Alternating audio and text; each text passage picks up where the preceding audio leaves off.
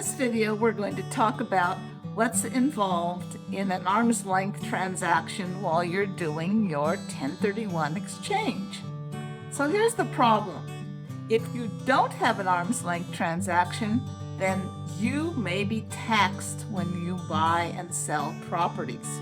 So the whole idea of a 1031 exchange is that you get to defer your taxes, your capital gain taxes, and some other taxes when you sell one property and you buy another one. And remember, a 1031 exchange is when you sell an investment property and you buy another one with very definite rules. One of those rules is it must be arm's length to be able to defer your taxes. So, what's arm's length? One of the issues of arm's length is you never touch the money after you sell your property and before you buy the new one. So, what do you do with your money? You have to have it in the hands of what they call a qualified intermediary or an accommodator. And because it has to be in the hands of an accommodator, you need to start the process early on when you're in the process of selling your investment property. An accommodator is a third party, and they actually acquire your money from your escrow on you selling your property, and they use that money to buy the property that you are buying for investment. You get to choose the property. They're just the processor. They're proceeding with the funds to buy it. And in this way, the IRS allows you to defer your taxes.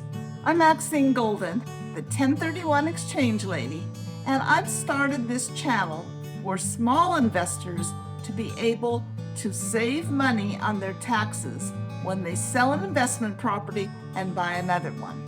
If you'd like to have more information, hit the subscribe button below. Again, a 1031 exchange is when you sell one property, of course an investment property, and acquire another one with a very definite process and are able to defer all of your capital gains into your next investment or into the future. Sometimes there's a way that you never pay the taxes, and we can talk about that in another video.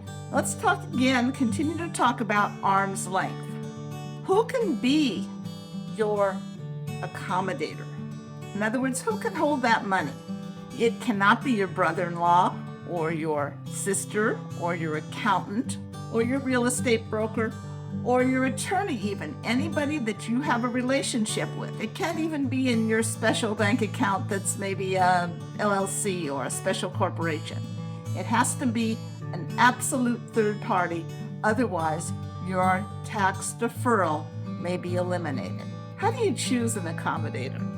An accommodator is going to be a company, certainly that's well bonded because they're going to hold lots of your money, and respected across the United States because you may buy property in a different state or sell property in a different state. And the accommodator needs to be able to work across state lines. So there are quite a few accommodators, and if you need to know of one that you'd like recommended, ask me in the comments. Many of the title insurance companies have an arm that's an accommodator arm.